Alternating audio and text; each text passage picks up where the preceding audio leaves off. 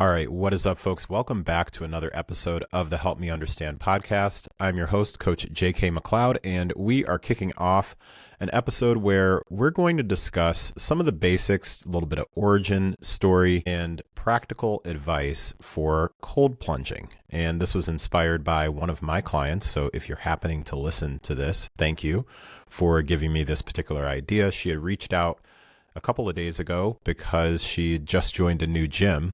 And we were going through a couple of different options as far as things we would maybe switch up with workouts and things like that. And something that she happened to notice was that her new gym also had some sort of a cold plunge type of area, and was curious on what my thoughts were. And in my role as both her personal trainer and coach, and then also a fitness advisor, I do tend to take in questions like this and get an understanding of, okay, well, how could this potentially be beneficial for you based on what I know about you as the individual? So I do want to make that really clear that as I'm discussing different things about cold plunging, I thought it was kind of just an interesting topic that I have not really, that I can recall, dug into on this podcast.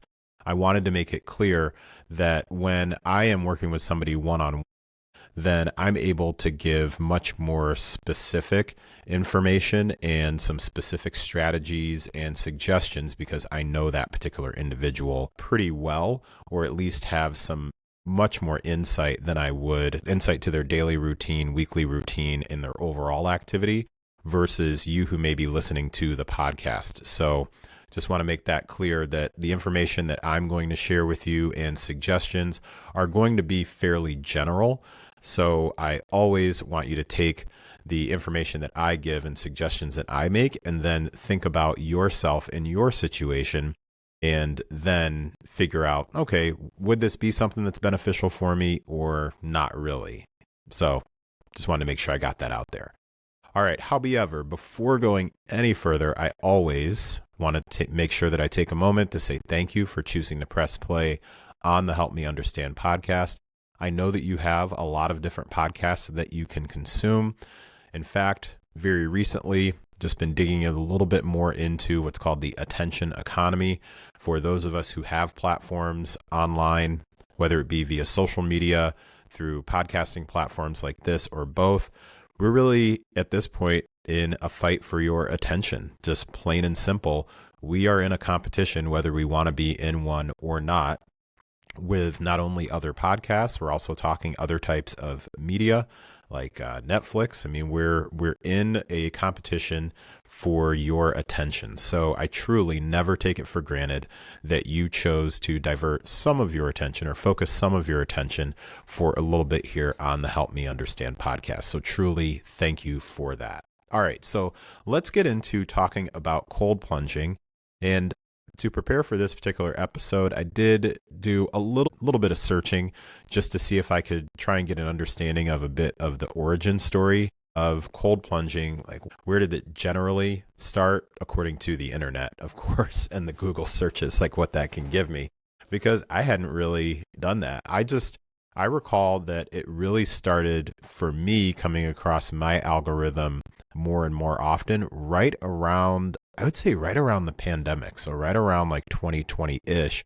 And as I was digging in more, it made a whole lot more sense because a lot of the searching that I did came back to that being when it really, really took off. So first thing, let's just kind of frame what we've got going on here. So when it comes to cold plunging, although I think that a decent amount of I'm going to call it hype, but I'm not here to immediately say that it's more hype than anything.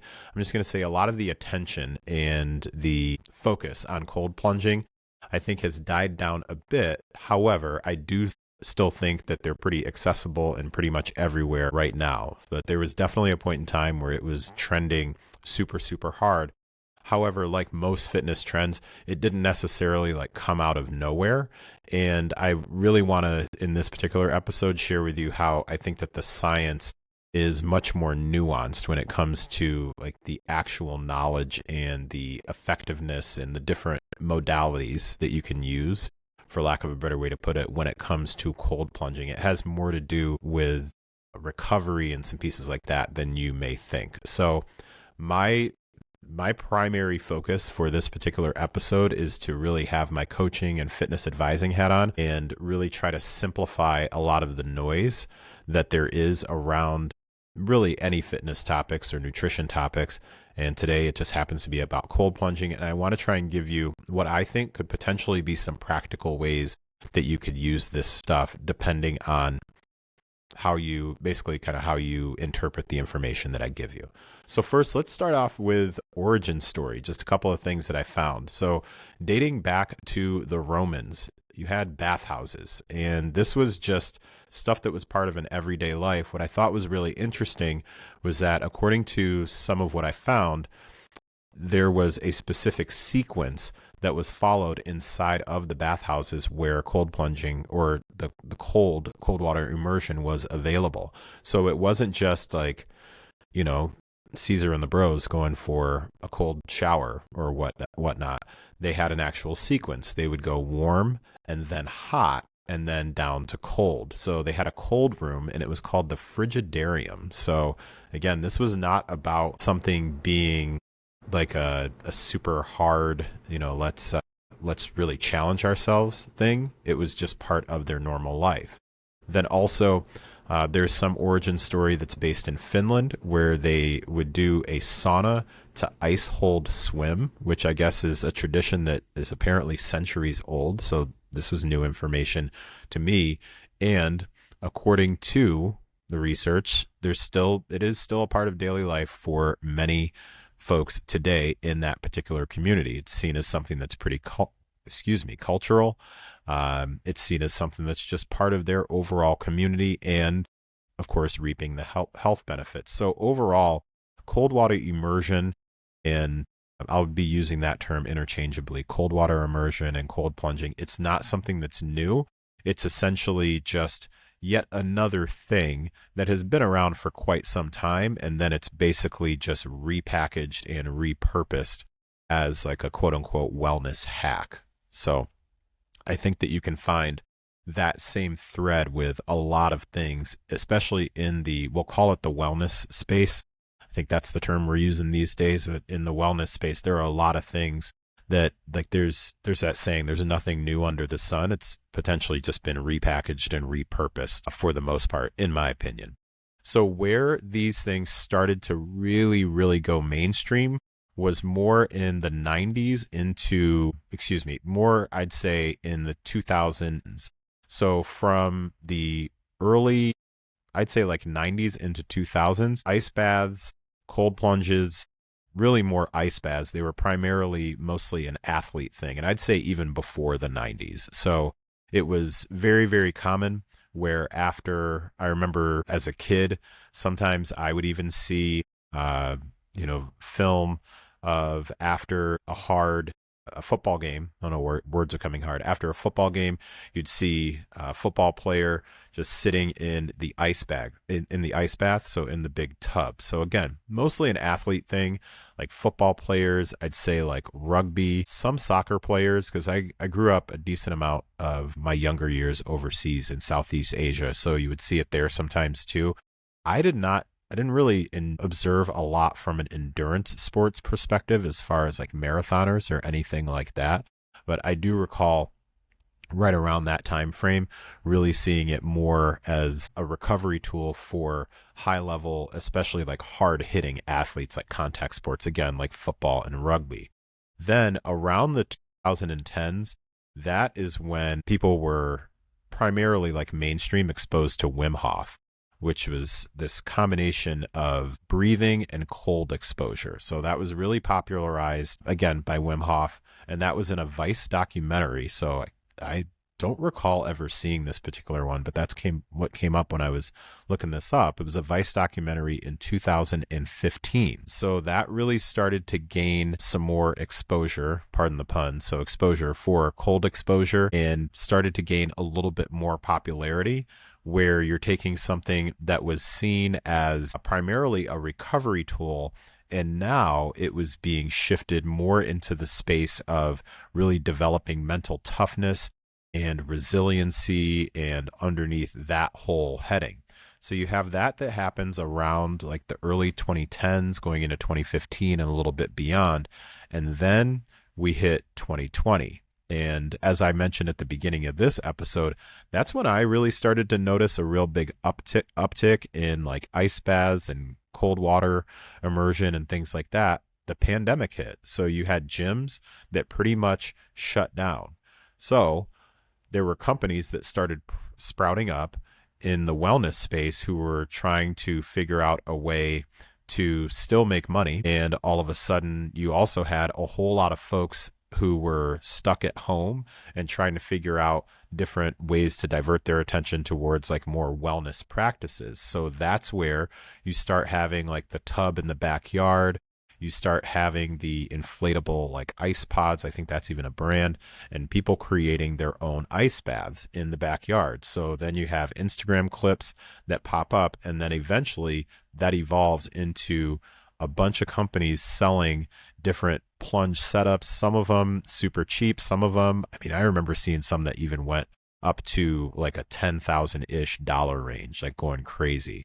So essentially, by the time it became, okay, this is definitely something that has gone mainstream, pretty much the identifier for that, or the mile marker for that, was 2022, because that's when the American Heart Association started putting out statements about both the risks and the benefits. So once you've got the American Heart Association putting information out, that's when you know, okay, this is something that's beyond just like a 75 hard thing or a David Goggins thing, or just a random thing that you learned about on a documentary, and Wim Hof was featured in that. So this is something that's not so much fringe. It's really starting to gain some popularity. It's kind of like when you have particular words that finally get added to the dictionary. Like I remember, I'm pretty sure, I think there's a couple of words I recently heard on a podcast that were added to the dictionary, like officially. That's when you know, okay, this is not just some random fringe thing. So that's a little bit about the origin story. So let me share with you a few things that I found. It's about 4 or 5 different categories of things that I found when it comes to the science behind cold plunging. So this is really, I'd say, like the meat of today's episode. So first, when it comes to overall recovery, so there is a decent amount of science out there that does say that cold water immersion will reduce your muscle soreness. So in effect, you feel a little less beat up after a tough training session. Again, think back to what I was talking about for my introduction, and I think for many folks around my age bracket, like in the mid 40s or so, plus or minus a few years, you likely can also relate to seeing, a football player being in the cold tub after a tough match or a tough game, stuff like that. So again, primarily seeing it as something that can help reduce muscle soreness, and the science does back that fact up. Now, as far as performance recovery to like guarantee that you're going to perform better the next day, that's not necessarily anything that I could find any research that confirmed, but you just may feel more ready. So preparation wise, so not necessarily recovery in terms of changing your level of performance, more recovery in terms of speeding up that process. Maybe soreness not taking 2 days to recover, but more like 1 day to recover. But again, this is ideally, it's after a tough, hard-hitting training session. Something that I found really interesting, which I had not dug into in quite a while, is that the recommended time and temperature based on science, okay, so based on actual research that's been out there, the recommended time and temperature has typically been, one, from a time standpoint, somewhere between about 11 to 15 minutes total. So let's make that easy, like let's say 10 to 15 minutes just generally, that particular range.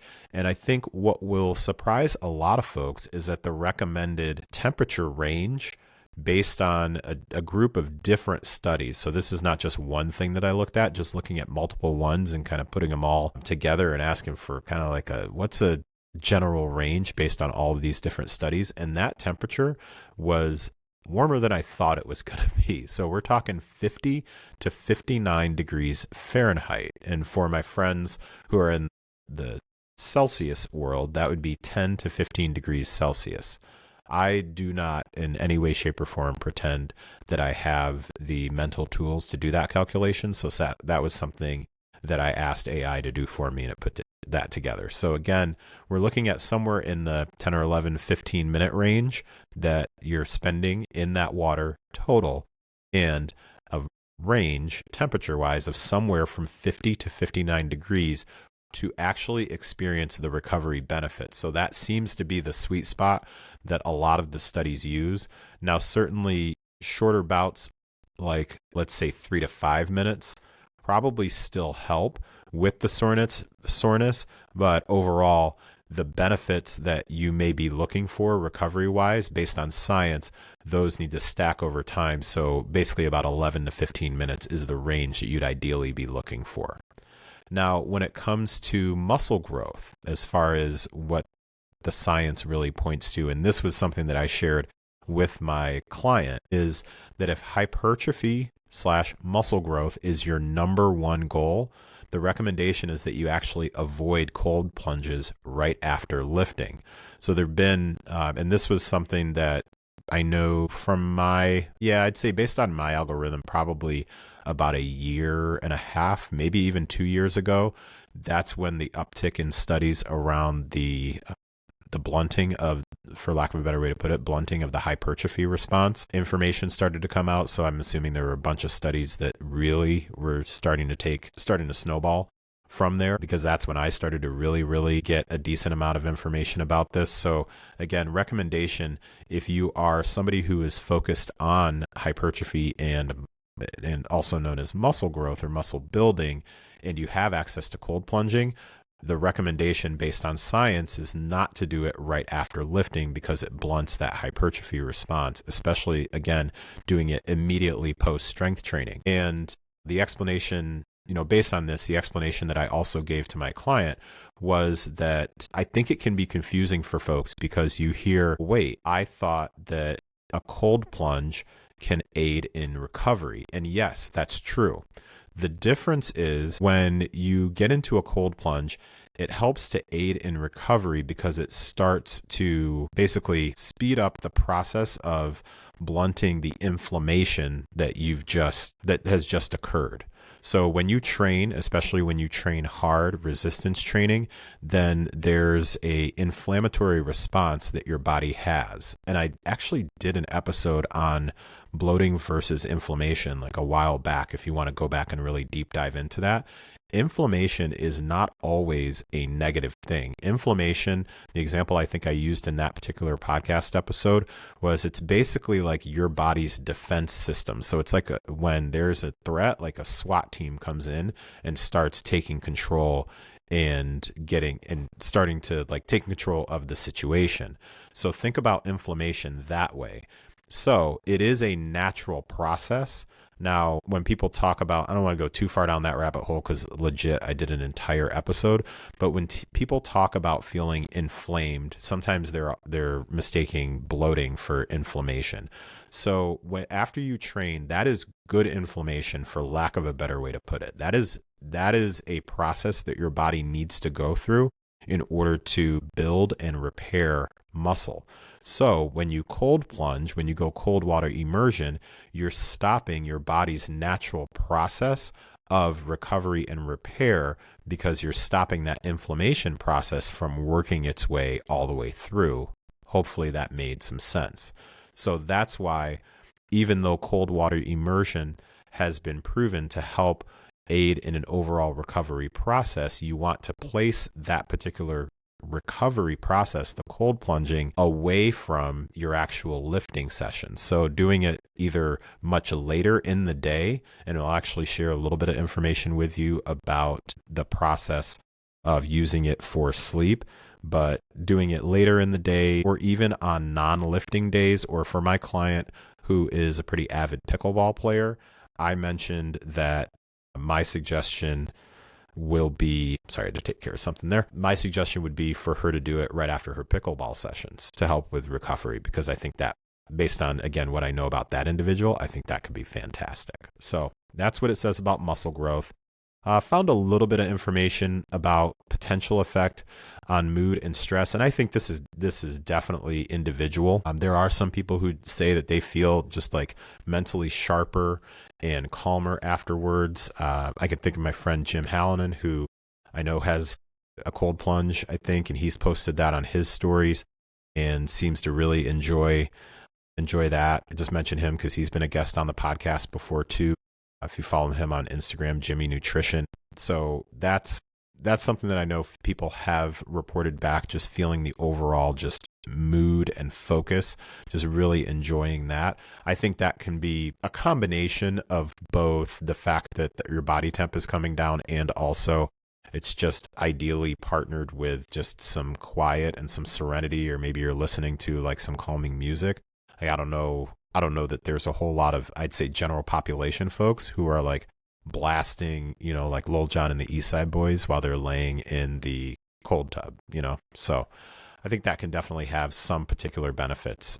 So as far as like long-term mental health benefits, it's still fairly early, it seems like, in the research to confirm that. However, still potentially promising. And then last two categories that I have as far as like what science might contribute to this conversation: metabolism. And that's, all the rage these days. Folks are looking to see what they can do to help out their metabolism. And there are some studies that have mentioned that cold exposure can activate brown fat. So there's two types of fat. There's white fat and there's brown fat. And brown fat is the type of fat that burns calories to produce heat. So that potentially can be helpful. Some people who may be type 2 diabetics, they potentially have shown some improved insulin sensitivity after doing repeated cold sessions. So do keep that in mind, that in these particular studies and things that I'm pulling away from some of these studies, this is not just I do it, whenever I remember to sort of a thing. This is an actual protocol. So we're talking long-term exposures, daily cold sessions of somewhere in the 10 to 15 minute range for several weeks. Again, not like a one-off, like I just kind of, jump in there when I feel like it, or when I happen to remember to, or when I've got enough time to fill the tub, sort of a thing. So do keep that in mind. It's just like scheduling a workout or scheduling an appointment. It's something that you would need to do consistently if and only if you are trying to get these specific benefits out of it. Last and certainly not least, sleep. And this is something that I've heard on a number of different podcasts and read in a few different studies here and there. There's some small studies that do suggest that cold exposure before bed might help you fall asleep a little faster by lowering your core body temperature. So do understand that for some people, though, it could be the complete opposite. Like going in a plunge right before, like immediately before you then hop in the bed, for some that can be a little bit of too much stimulation, because that cold shock response can sometimes really spike your adrenaline. So if you are someone who is considering possibly aiming to try this for sleep, shoot for like a shorter time frame. So let's say like somewhere 2 to 5 minutes to start out, and try to do it about an hour, maybe up to 2 hours. So let's say like a sweet spot of an hour to an hour and a half before bed, not like hop in the cold plunge or hop in a longer cold shower and then hop in bed. Not quite what you're looking for there. So just something to keep in mind. All right. And then as we kind of finish this thing out, I wanted to make a clarification with a couple of things too, because there's a difference between a cold shower and a cold plunge. So if you think like cold shower, you primarily are thinking a cold shower, maybe something that wakes you up in the morning. Perhaps if you might have indulged in some cocktails a little bit more than initially planned at the function the night before, and you need to kind of like get back with the program, it can wake you up by triggering basically like a cold shock response. So what happens then, that starts to increase your breathing, you get your heart rate a bit more elevated, and you start to release some more adrenaline. So that's more like your cold shower in the morning, and it essentially works kind of like a jolt of caffeine for your nervous system. So even like a minute or two is pretty much good enough. if you're doing the cold shower thing. So for those of you potentially who are doing like 75 hard and you're in phase, can't remember which phase it is that adds the cold showers. I think it's phase 1 if you're doing the live hard program. So 75 hard is the one part of it. And then if you decide to move on to phase, I believe it's phase 1. Somebody can shoot me a message to clarify if I mess that one up. But I know one of the phases does include a cold shower, and off the top of my head, I can't remember how long it's for. However, there you go. Cold shower, just keep that in mind. Now, that would differ from what we've been talking about, which is cold plunge. So that's full immersion, and you're working on really, again, cooling your core body temperature, and it does that much more effectively than a shower, which is more of like that cold shock. So basically that cooler core temperature starts to signal the body that it's time to wind down. And just naturally, for most folks, your core temperature naturally drops before sleep. But just again, remember, if you do it too close to bedtime, there's a chance that it could almost end up feeling more like a cold shower and totally backfire on you. So think cold shower is like switch on, and a cold plunge is more of a wind down and time to reset. So the difference is really more about the depth. Like showers mostly are going to hit your skin. Plunges are primarily going to immerse your body. So they cool you way more thoroughly, and they just drive different physiological effects. Okay. One other thing that I want to cover before we close out here is also let's differentiate a little bit between an ice bath and a cold plunge. So if we're talking an ice bath, that's usually more of like a DIY sort of situation. Might be like one of those old tubs or like a big trash can, or maybe you've bought one of the more like the inflatable things like put together with cold water and you're using actual ice. So with an ice bath, if you're using actual ice, then those temperatures are often and probably should dip way lower than the 50 to 59 degrees Fahrenheit range. And that temperature will start to fluctuate as the ice melts. And keep in mind that that can be harder to control and really less comfortable for longer sessions. But some people, like that's what they're down for. Hey, all good.